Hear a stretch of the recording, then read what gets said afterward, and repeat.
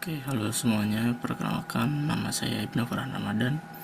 NIM saya 230401010323. Saya dari Universitas Siber Asia. Pada kesempatan kali ini saya akan lakukan presentasi singkat dari resume jurnal yang telah saya kerjakan untuk memenuhi ujian tengah semester mata kuliah Sistem Operasi kelas IF304. Jadi untuk jurnal yang harus dicari temanya yaitu sistem informasi, dimana di sini untuk jurnal pertama yang saya buat resumenya judulnya adalah Comparative Study of Memory Management in Windows, Linux, and Android Operating System. Tulisnya Sharma dan Gupta, dan tahunnya yaitu 2019 dari jurnal International Journal of Computer Application, di mana di jurnal ini terdapat latar belakang yaitu perkembangan teknologi komputasi menyebabkan meningkatnya kebutuhan pengelolaan memori yang lebih efisien dalam sistem operasi modern. Perangkat komputer yang saat ini berjalan itu banyaknya menjalankan aplikasi secara multitasking, termasuk yang kita lakukan selama sehari-hari. Interaksi dengan komputer itu seringnya multitasking, ada banyak tas yang dikerjakan dalam waktu bersamaan, sehingga perlu manajemen memori yang lebih optimal, stabil, dan aman. Nah, di sini ada 3 OS atau operating system yang dibandingkan, yaitu ada Windows, Linux, dan Android, di mana Windows ini mendominasi platform desktop dan enterprise. Kemudian Linux itu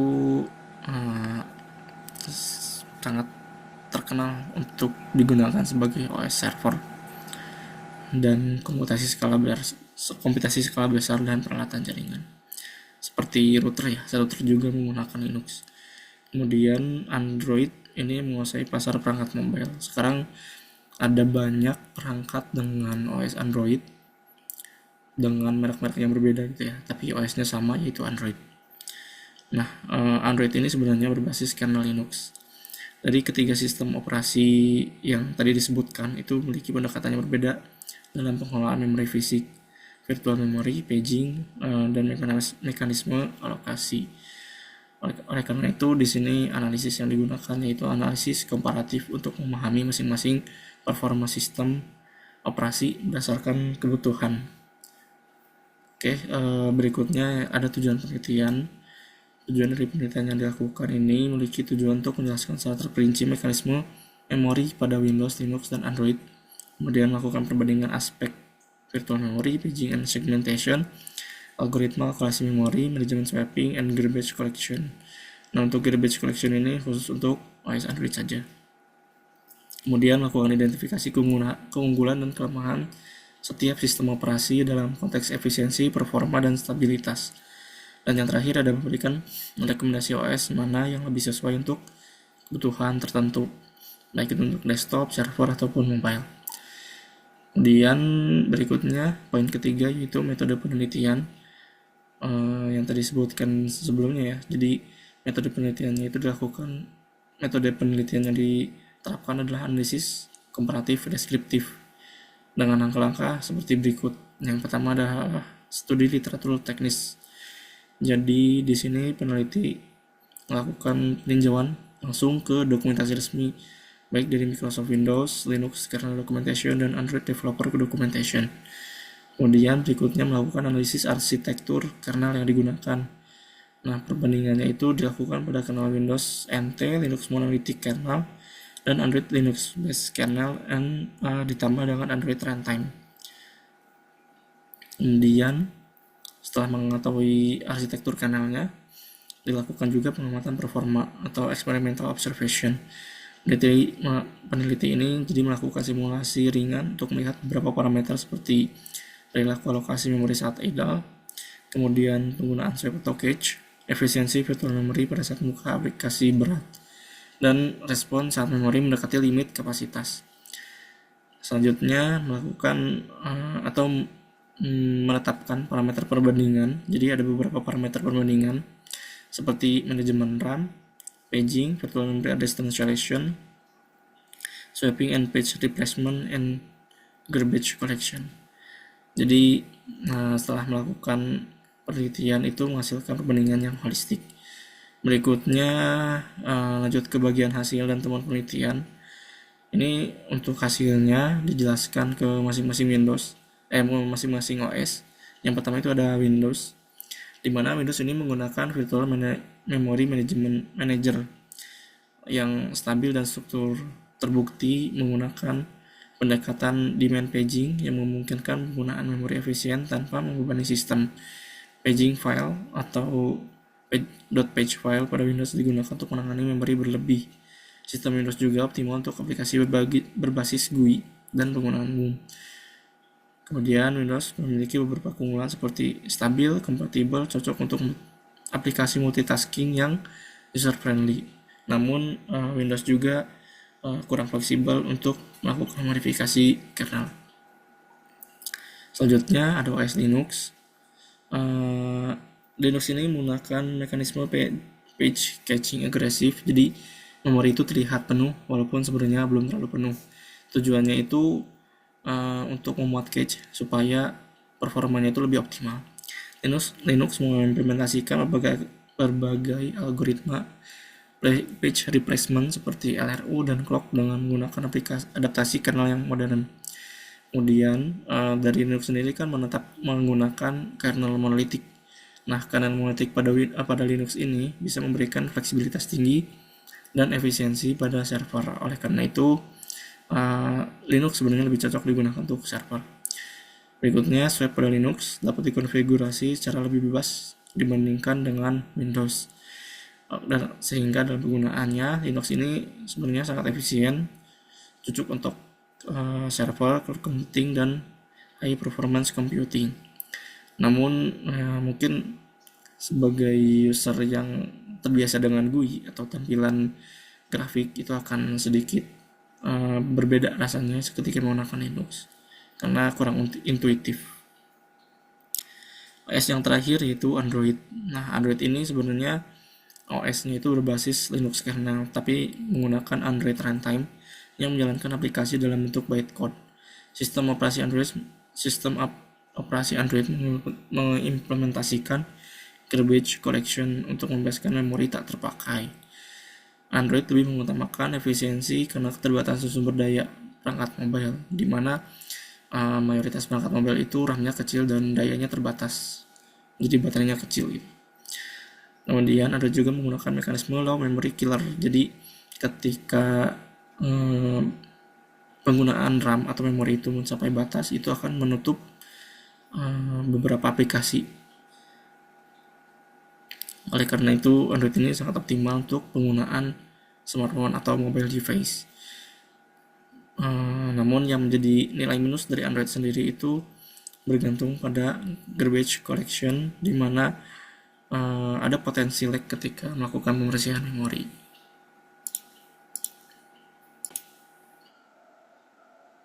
Oke, kita lanjut lagi ke poin 5, yaitu analisis dan pembahasan mendalam. Dari penelitian yang telah dilakukan menunjukkan bahwa setiap sistem operasi ini mengimplementasikan manajemen memori itu sesuai dengan kebutuhan platform. Jadi satu OS itu sebenarnya ya sesuai kebutuhannya gitu, tidak satu OS untuk seluruh kebutuhan device atau platform. Yang pertama, kita analisis berdasarkan arsitektur kernel, di mana untuk Windows ini menggunakan hybrid kernel, membuat Windows memiliki performa yang stabil dan sistem yang terstruktur. Kemudian Linux menggunakan monolithic kernel, di mana monolithic ini membuat Linux memiliki performa yang tinggi. Kemudian Android mengimplementasikan Linux dan tambahan VM layer yang sangat efisien untuk penggunaan mobile. Jadi dari kernelnya saja ketiga OS ini punya jenis kernel yang berbeda dan fokus yang berbeda, di mana untuk Windows itu lebih stabil, kemudian Linux ini mengutamakan performa dengan monolitiknya, dan Android based on Linux jadi punya performa dan ada tambahan VM layer yang meningkatkan penggunaan yang efisien. Berikutnya ada efisiensi virtual memory, di mana untuk Linux ini bisa mengungguli Windows untuk kondisi tas berat seperti server. karena Linux ini memiliki algoritma caching dan swap yang lebih adaptif. Berikutnya ada efisiensi multi aplikasi. Nah, untuk multi aplikasi itu Android punya keunggulan dalam hal multitasking ringan karena memiliki mekanisme LMK yang cerdas. Atau yang tadi itu low memory killer, dimana ketika memori penuh itu akan menutup beberapa aplikasi. Kemudian ada stabilitas versus fleksibilitas, dimana untuk masing-masing OS sebenarnya punya karakternya masing-masing, dimana Windows ini mengutamakan stabilan, kemudian Linux lebih fleksibel, dan Android itu lebih adaptif.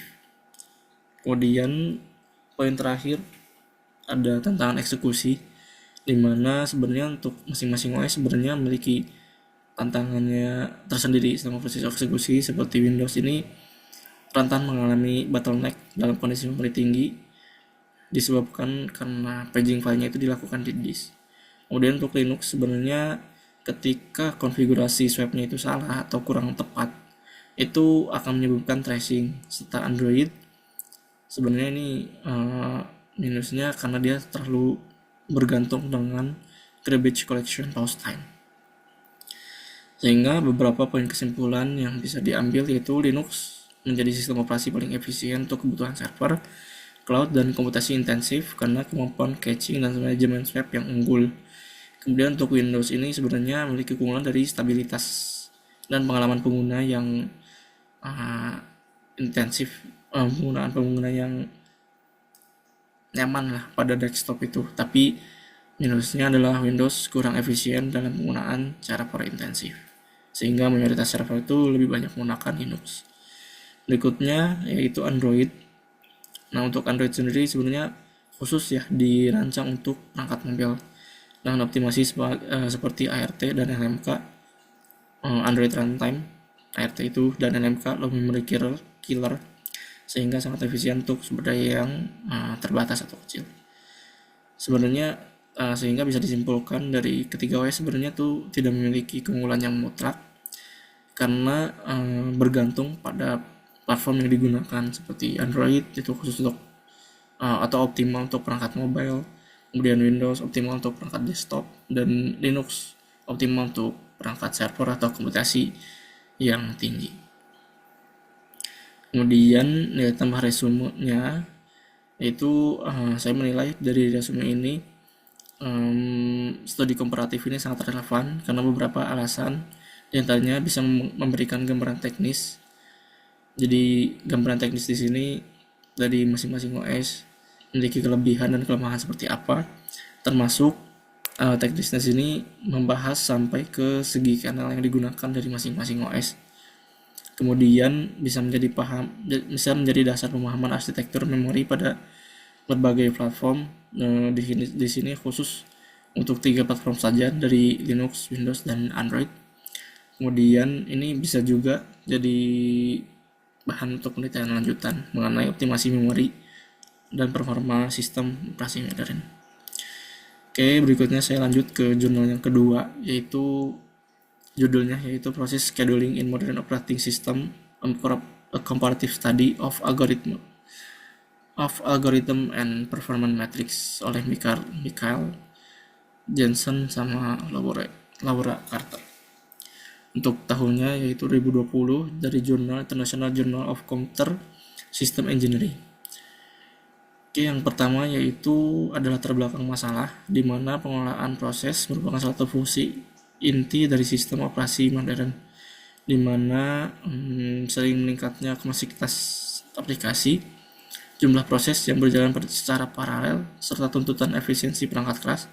Mekanisme penjadwalan proses harus mampu menjamin keseimbangan antara throughput, response time, fairness, and efisiensi penggunaan CPU. Sehingga penelitian ini dilatar belakangi oleh kebutuhan untuk memahami perbedaan performa berbagai algoritma penjadwalan proses klasik maupun modern, dan relevansinya dalam lingkungan komputasi kontemporer seperti sistem multiprosesor dan perangkat mobile. Oke, kita lanjut lagi di rumusan masalah. Jurnal ini berupaya menjawab beberapa pertanyaan utama berikut, seperti bagaimana perbedaan kinerja algoritma penjadwalan klasik dan modern dilihat dari metrik waiting time, turnaround time, dan response time. Kemudian, algoritma penjadwalan mana yang lebih optimal untuk digunakan pada lingkungan komputasi modern, sejauh mana faktor seperti context switching dan proses burst time variability mempengaruhi performa masing-masing algoritma, dan yang terakhir, bagaimana algoritma preemptif dan non-preemptif berperilaku pada sistem multiprosesor. Adapun beberapa poin tujuan utama dari jurnal ini, yaitu yang pertama, melakukan perbandingan menyeluruh terhadap beberapa algoritma penjadwalan proses, kemudian mengidentifikasi algoritma yang paling efisien dalam konteks komputasi modern, menyusun rekomendasi berdasarkan hasil simulasi dan pengukuran performa, dan yang terakhir memberikan kontribusi terhadap pengembangan strategi penjadwalan proses di OS atau operating system yang modern. Kemudian di sini untuk metode penelitiannya yang digunakan adalah simulasi terstruktur dengan beberapa tahapan berikut, seperti yang pertama adalah pengumpulan data proses dengan mengumpulkan workload yang terdiri dari 2000 proses simulatif dengan variasi CPU burst, I/O burst, dan tingkat prioritas. Kemudian ada lingkungan simulasinya. Jadi setelah workloadnya dikumpulkan sebanyak 2000 proses simulatif, diperlukan simulator OS standar yang digunakan untuk mengeksekusi algoritma FCFS, SJF. FCFS itu first come first, nanti saya terangkan lagi, berarti scheduling, dan RR round robin dengan kuantum 10 milisecond dan 5 milisecond. Kemudian menetapkan beberapa variabel pengujian. Variabel pengujian yang diperhatikan sama proses pengujian yaitu waiting time, turnaround time, response time, CPU utilization, frequency of context switching. Kemudian setelah menetapkan variabel pengujian dan melakukan pengujian melalui simulasi, berikutnya melakukan analisis data dengan melakukan perbandingan menggunakan pendekatan statistik deskriptif dan inferensial untuk melihat signifikansi performa antar algoritma. Berikutnya hasil dari pengujiannya yaitu yang pertama berdasarkan kinerja algoritma klasik. Dari kinerja algoritma klasik, FCFS first come first serve memiliki kemampuan yang sangat buruk dari segi waiting time dan response time dalam kondisi burst time variasi. FCFS juga sebenarnya rentan menyebabkan convey effect, di mana masalah kinerja dalam penjadwalan sistem operasi yang terjadi karena terdapat satu proses panjang, di mana satu proses panjang ini memiliki burst time yang besar dan datanya itu paling depan di dalam antrean, sehingga untuk proses-proses kecil itu akan tertunda dan akan memakan waktu yang sangat lama. Nah, ini menyebabkan waiting time itu sangat tinggi ya, dan response time juga sangat tinggi. Sampai menunggu yang burst time besarnya ini selesai. Itu untuk first come first serve ya, untuk algoritma FCFS. Kemudian ada SJF, short job first, di mana untuk algoritma ini sebenarnya memiliki kemampuan yang optimal dalam average waiting time dan turnaround time, tapi kurang cocok apabila digunakan untuk menjalankan sistem-sistem yang berat. Salah satunya juga kurang cocok untuk sistem online karena memerlukan prediksi akurat burst time.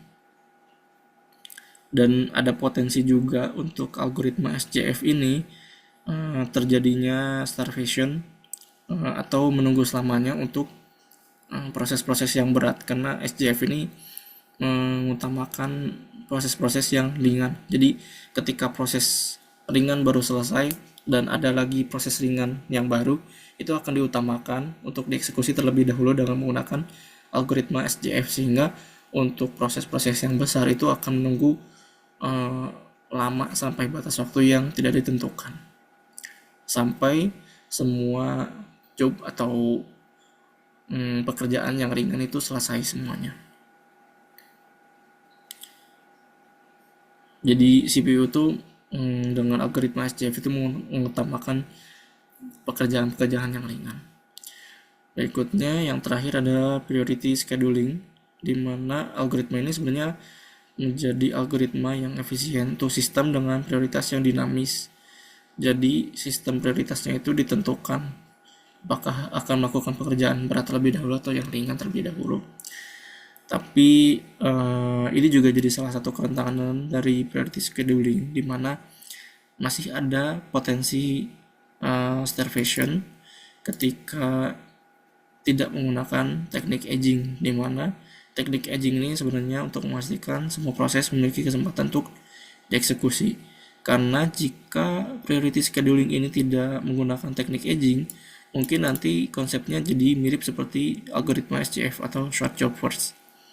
Jadi hanya akan eksekusi yang ringan-ringan terlebih dahulu, sedangkan untuk job yang memiliki burst time yang besar itu akan ditunda. Oke, sehingga kesimpulan yang bisa diambil dari penelitian ini yaitu MLFQ atau multi-level feedback queue terbukti menjadi algoritma yang paling efektif untuk lingkungan komputasi modern yang memerlukan adaptivitas, fairness, dan efisiensi waktu respon. Kemudian RR atau round robin menjadi algoritma yang unggul dalam sistem interaktif, tetapi biaya konteks switchingnya harus dipertimbangkan. Kemudian SJF, short job first, ini algoritma yang paling optimal secara teoritis, namun sulit diterapkan secara nyata tanpa estimasi akurat. Seperti contohnya untuk aktivitas online ya tadi, yang menjadi kelemahan dari SJF atau short job first-nya. Berikutnya ada FCFS, first come first serve, di mana algoritma ini tidak direkomendasikan apabila digunakan untuk sistem multitasking modern. Terlebih untuk saat ini sebenarnya banyak OS itu menerapkannya ya, atau menjadi poin pentingnya adalah multitasking. Jadi FCFS ini sudah kurang relate atau kurang sesuai karena performansinya itu cukup rendah, dimana ketika dia melakukan eksekusi untuk job yang besar terlebih dahulu itu akan memberikan response time yang lama. Kemudian pada sistem multiprosesor, algoritma preemptif dapat memberikan peningkatan efisiensi yang signifikan. Sehingga kesimpulan akhirnya adalah penelitian yang telah dilakukan dapat memberikan pemahaman mendalam mengenai performa algoritma penjadwalan dan menawarkan rekomendasi untuk mengembangkan sistem operasi di masa mendatang.